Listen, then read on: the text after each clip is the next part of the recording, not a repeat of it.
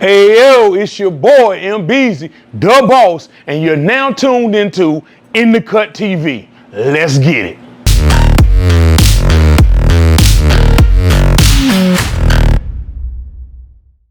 Hey yo, welcome back to the show. Once again, it's me, your host, M Beezy, the boss, and I got right now sitting with me to my right, my left, anyhow, is Sergeant Williams. How you doing, bro? Beezy, my man. What's good, man? Got to be you, man. Hey, look, y'all don't let what's going on here fool you, man. This is a good guy. We're going to just sit down and we're going to chop it up with him, and we're going to get to know him, and we're going to get to know some of the things that he deals with on a day-to-day basis. So, can I call you Richie on camera? Absolutely, brother. Richie, what's good, man? How you doing, man? What's up, mate? So, let's get started, man. What brought you to becoming a police officer? First of all, how long have you been an officer, and what got you to becoming a police officer? Well, I've been in law enforcement for 25 years now. I've been with the Greenville Police Department for 22 years, and my path to law enforcement is unconventional. Poor kid from Fayetteville, didn't have no insurance at 25 years old, didn't know what I wanted to do in life, and so I became a detention officer. Okay. I took an 8-week course, became a jailer, and then from there, working 3 years in the jail in Fayetteville, I realized that there was more I could do on the outside before a lot of our people got on the inside. Okay. And so then I went to BLET and got hired up here with Greenville, been for 22 years, and it's just been a blessing. It's been a calling that I see now, but I got into it because I was a poor man who needed a job with some benefits. Okay, hey man, look, that's why most of us get jobs, right? So, being that you've been in it 25 years, right? What have you noticed about, like, how, as you say you've been working for Greenville, how long again? 22. 22 years. So in 22 years, I've been in Greenville 45 years. Soon will be 46 years. My birthday's coming up. Anyway, but in the last 22 years, I've seen a change in the crime, good and bad. What have you seen from a police perspective? Well, one of the biggest things we're doing now is doing community policing. Okay. And being here with you, being here with the Cops and Barbers program, that's one step in the community policing aspect. Okay. And that's important because the goal is to try to get not just officers to know people in the community, but also get the community to know the officers. Okay. Because you got to know the people that you're serving. And so, as far as policing wise, I think we're doing a better job at getting out there and getting to know the community as opposed to just going into the communities to police that community. Okay. You got to have some buy-in from both the community as well as all the stakeholders out there. So the past few years we've gotten better with that. Okay. Social media helps with that because now we can do some things where it shows our ill sometimes, and we have to be corrected on that, but also show the good that we do too. So it's going in the right direction as far as in Greenville it is. Okay. So the crime itself, I mean, because like I said, I'm from Greenville. I'm from the heart of Greenville. I've seen some of the roughest and toughest. You know, I don't know much about this new generation because I know they're a lot different. Would you say that like the criminal from the criminal aspect, like are they different? Well, I won't necessarily say different. One of the biggest changes in law enforcement is that, of course, in North Carolina, we raised the age of juveniles from 16 to 18. So now you're starting to have a lot of kids who normally at 16, if they committed a violent crime, they was treated as an adult. Okay. So now what you're saying is that now because the age is raised to 18, in their mind they think that, hey, I can do this certain crime and won't have to face adult punishment, but that's not the case. If you do a serious enough crime, they can always remand you to adult court. And so more so now it's about education, trying to teach our young kids about, you know, what not to do, teaching about the consequences of their decisions, because a lot of our kids now, they're in this technology age, and so technology fused them, that's all they know, and they don't know how to sit that down. So a lot of times you have beef, you know, that's continuously, you know, when we was growing up, if you had a problem with somebody on Friday, If they didn't stay in the neighborhood, which by Monday, by Sunday. it was over with. Exactly. But now you don't have that. So I think the technology and the social media aspect has fused some of it because now kids can plan. We're going to do this. We're going to do that. Yeah. So, and we have to come back that as well. Oh, yeah. We're just trying to get out there and know the kids to show them the right way to go. Oh yeah. Now, I can speak for myself. When I was a youth, the thing was, don't talk to police. You know what I'm saying? I don't care what you do, you don't talk to police. Me as an adult, I realized, okay, the police have a job to do. The same way when I was doing whatever I did criminally, you know, nothing major, but the little criminal stuff I did do, like, I realize now as an adult, like, man, they were just doing their job. Now, you have in some places, I haven't seen too much in Greenville. I've heard a lot, you know, not seen a lot myself. But like, how do we get the kids to understand that, man, it's okay to talk to the police? You know what I'm saying? I do. Mind your business, because putting the police in other people's business can be detrimental to you. I don't care where you live. But how do we get the kids to understand that, look, man, if you got a problem, you need the police. Because like I said, as an adult, I understand if I get in a traffic accident, I got to talk to the police. Yes, sir.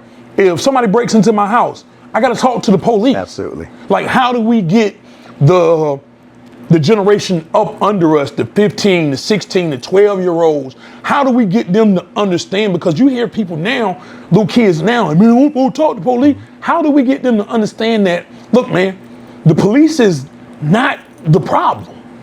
Well, I would tell you the main thing, though, is that it starts at the home some, because, you know, I can be walking to a store somewhere and a parent can see something and they may tell the kid, don't talk to the police. And so we teaching our kids to fear the police, but you're absolutely right. Something simple as a traffic accident, you have to call the police. But more importantly, though, my mission and my goal is try to get our community to see, I did homicides for 6 years.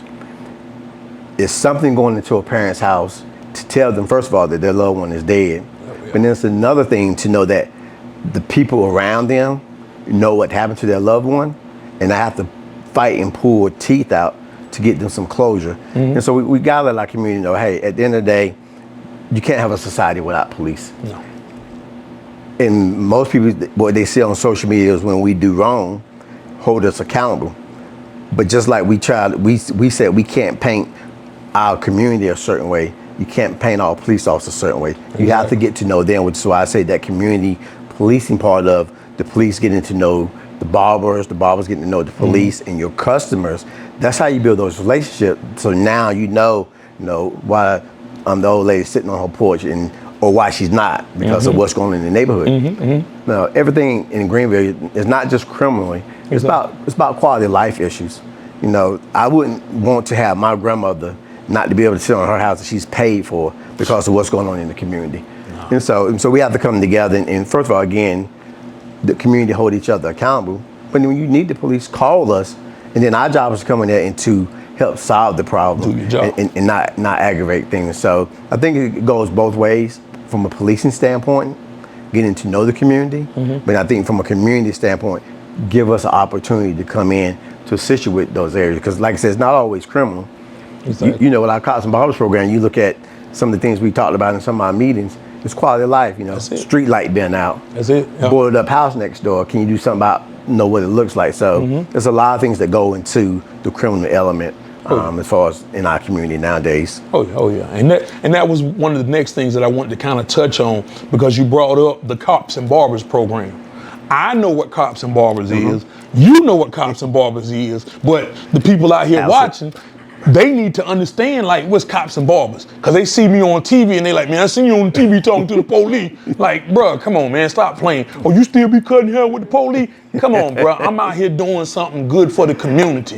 You know what I'm saying? Absolutely. Trying to build the community up, like you said, because I remember being a child, 13, 14 years old, and walking down the street. And when you got down the street by Miss Johnson's house, hey, man, shh, y'all be quiet, y'all be quiet. So bring the people up to speed as to, because even though we've been doing this what now? Like Since 2016. since 2016, we've been doing the cops and barbers, and still a lot of people don't understand what it's about. Man, you just cutting hair with the police, ain't you? Nah, bro, I'm out here making a difference. Like, so tell us, first of all, where did cops and barbers start in Greenville? When did it start in Greenville? And I know you said 2016, but I'm talking about like the idea. When did the idea come about, and what is it doing now? Like, bring us from the time the idea came to up to now. Well, you know, it's crazy because the idea came actually,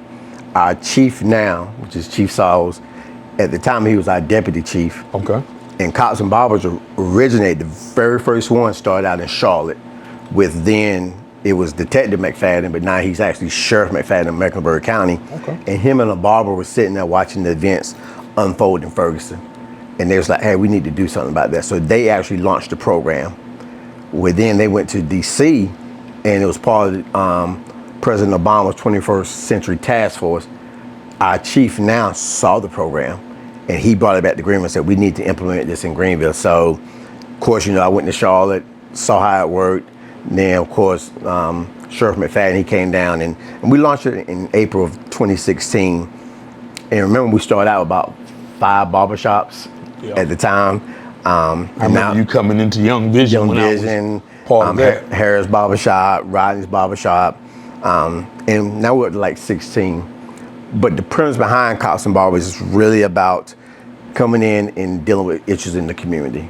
And the great thing about it is that if we come into your barbershop and your guests and your customers see the police, then what happens is that hopefully you form relationships in the barbershop, because we know in our barbershop, you talk about everything. Oh yeah. You know, and so the premise behind that is that to get to know the people in the barbershop, hopefully they are the people that you're gonna know in the community. So now guess what? When we have this traffic stop, you may be like, oh man, I saw you at Young Vision Barbershop. It can change the conversation, it can change the tone, and hopefully sometimes it lowers the temperature in what could otherwise be, you know, a confrontational situation. So it's just a good way for us to really get inside the community with you guys' help, because we can't do this without you guys. And really it takes a village. It takes a village. That's how Absolutely. I was raised. It takes a village. Now, question. So take yourself, because you're a human just like I am. You're African American just like I am, right? Yes. And like you said, you've come up through life just like me. You're a little older than me. I mean, you're probably a lot older than me, you know what I'm saying? I'm just saying. But no, like, take yourself out of, I'm not a cop. I'm a African American man, and I'm watching this program, you know, come to fruition, and I'm seeing it go through. Like, how have you seen it? Have you seen it grow? I mean, I know you said we added other barbers, but have you seen it really affect the community the way it should? I have, and I can just tell you a short story about one of our officers, you know, who's a white officer who was going to Harris Barbershop a lot. And he was going so much that the people in the community, when he didn't show up for like 2 weeks, they called me and said, hey, what happened to Officer such and such? And I was like, I don't know. Well, 1 week he was on vacation, the second week he was in training. Okay. That was huge because he had been to the barbershop so much, talking to the people in the community, that when he didn't show up, they was concerned about him. Okay. And so to me, that shows building relationships. The biggest thing I've seen out of the program, I can tell you stories about how it has changed people's perception. You know, first time I walked in Youngville, everybody like, why the police walking up here? Oh man, here come like, 12. What y'all want? Oh, the man down, The man one time. But now, we go into your barbershops, and now the customers feel safe there. Continue on their conversation. So that's the first start. And our goal is that to make sure we get enough officers that are patrolling these zones to visit those barbershops that we say are part of Cops and Barbers, to just have friendly conversations. And can we have tough conversations? Absolutely.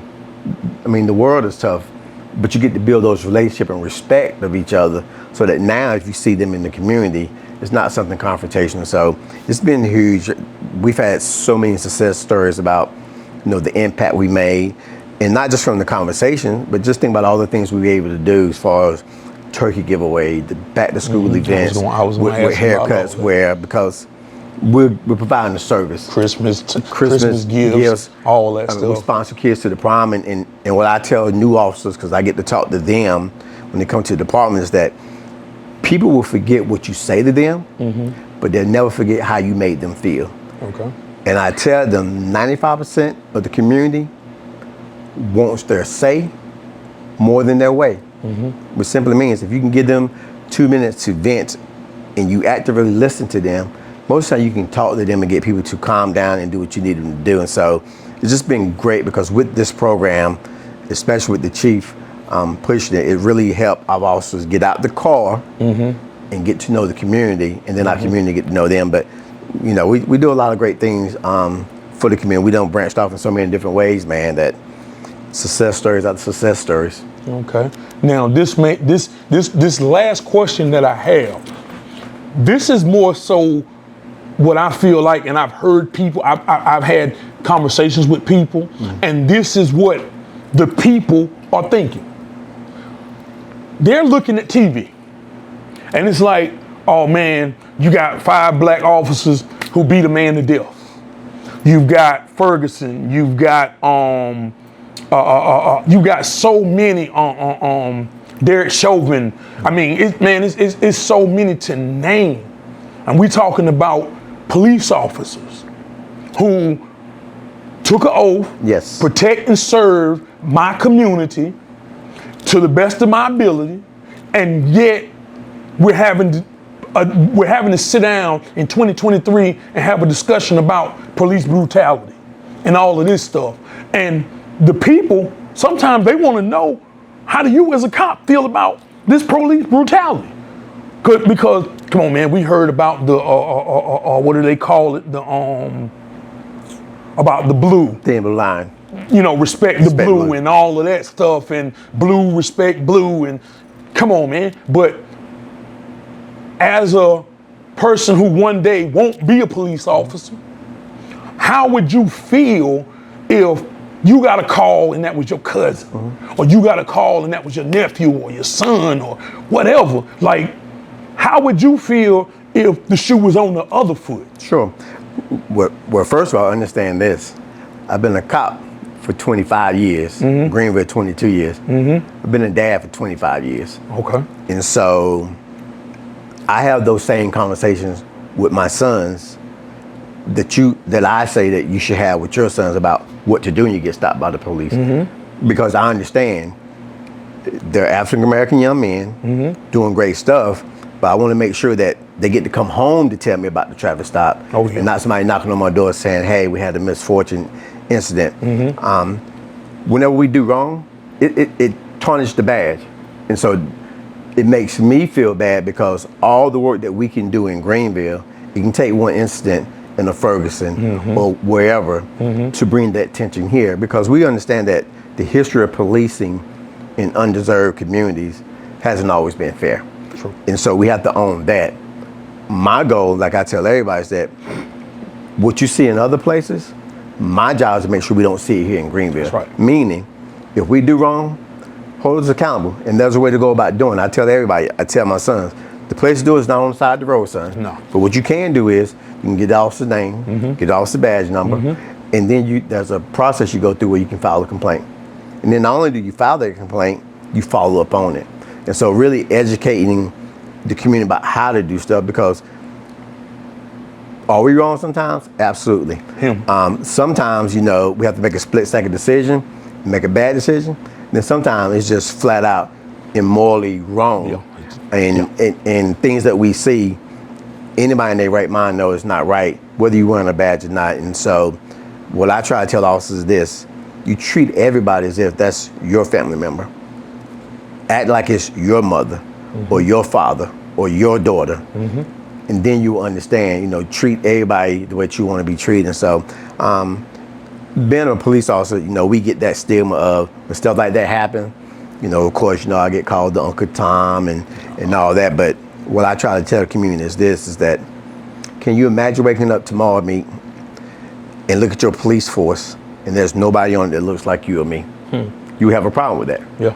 And so you have to, I tell new officers, how about you come and join the force and let's be the change that you want to see. Oh yeah. Oh, Because we can make a difference. And so what we have to do is build upon that. Then a lot of it is training. We try to do a lot of screening, make sure we get the right applicants. We do thorough background checks. You know, we're gonna go talk to your neighbors and your neighbor's neighbor to figure out, you know, what are your deals when you grew up, because that plays a role too, because you have some people who shouldn't be police officers, but somehow they get on the ranks and then so one slips through the crack every absolutely. now and then. So yeah, and I get it. Like I said, I'm one of those people that I look from this side and I look from that side. It's not just half empty, it can possibly be half full too. You know, you just gotta be one of those people to understand, and everybody doesn't. But like you said in the beginning, and you just stated, it comes down to educating.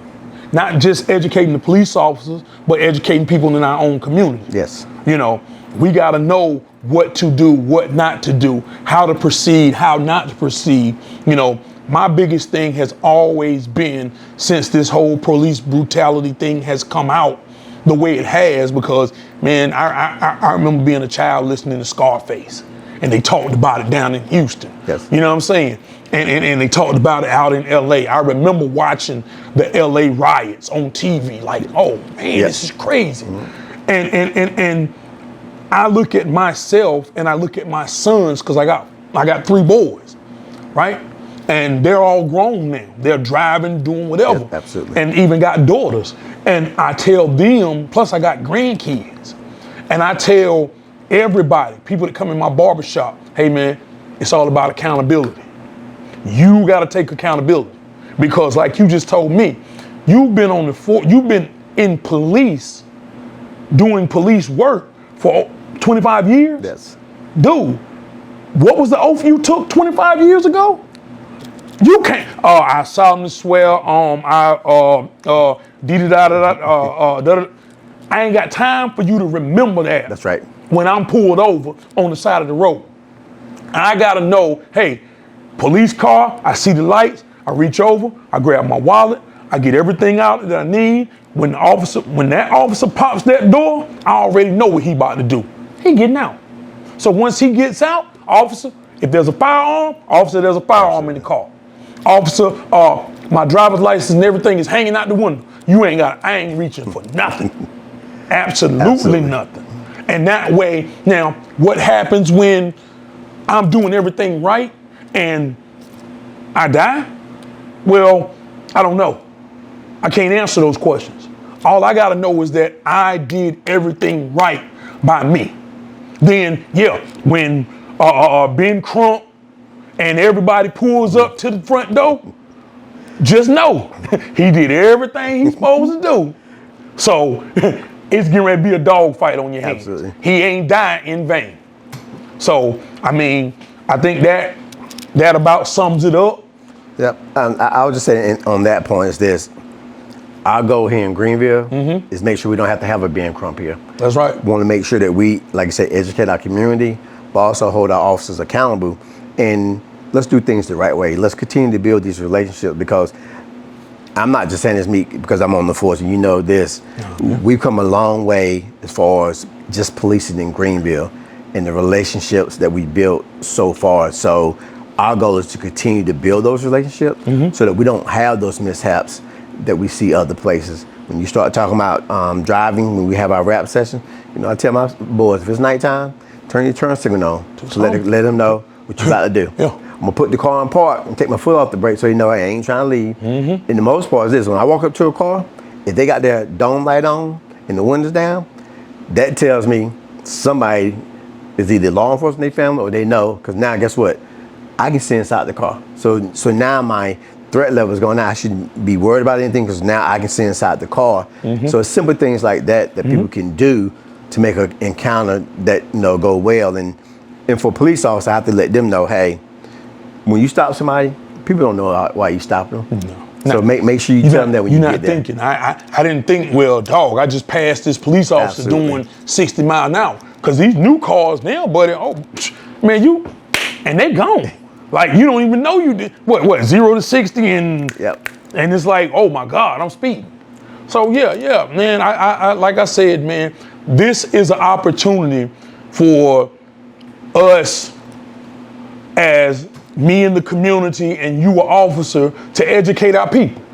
To educate, not from an African American standpoint, from a barber to a police officer standpoint. This is an opportunity for us to do all of that, and I think we kind of did that. Yes, sir. You know, I think we reached that point. So, I mean, as far as anything else, man, y'all heard it here, man. You're now tuned into In the Cut TV with your boy M. Beasley and Sergeant Williams. My man. My man. I call him 12. Y'all don't call him 12 when you see him. Call him 11. Now I'm playing. But with that being said, man, the show's a wrap, man. It is what it is. See y'all. 2 fingers. And yeah, I'd just like to say too, you know, we have a lot of people in our community that are suffering from mental illness. One of the great things we have with Greenville Police Department is that we actually have trained mobile crisis personnel working for us. So, you know, we may get a call that's not really law enforcement related as it is more mental. We're able to call for resources to come out to really help the community, which has changed the dynamics of policing, where if you send an officer out there, we're trained law enforcement officers to try to handle the problem from a law enforcement standpoint. But when you're dealing with people with the mental illness, we actually have trained mental illness personnel to come out, not only to assist on scene, but then they also do follow-ups. And so that's been a very big help with us, with the police department, because now we have those resources. So if you have a family member that is in crisis, don't be afraid to call the police, because we have trained personnel that will come out to assist us with that call. So call your police officer if you need us. We're here to serve you. Subscribe, like, hit that notification button. If you liked anything that you saw in this video, please, it's your boy, M. Beasley, the boss, signing off. 2 of them. Y'all already know what it is. Let's go.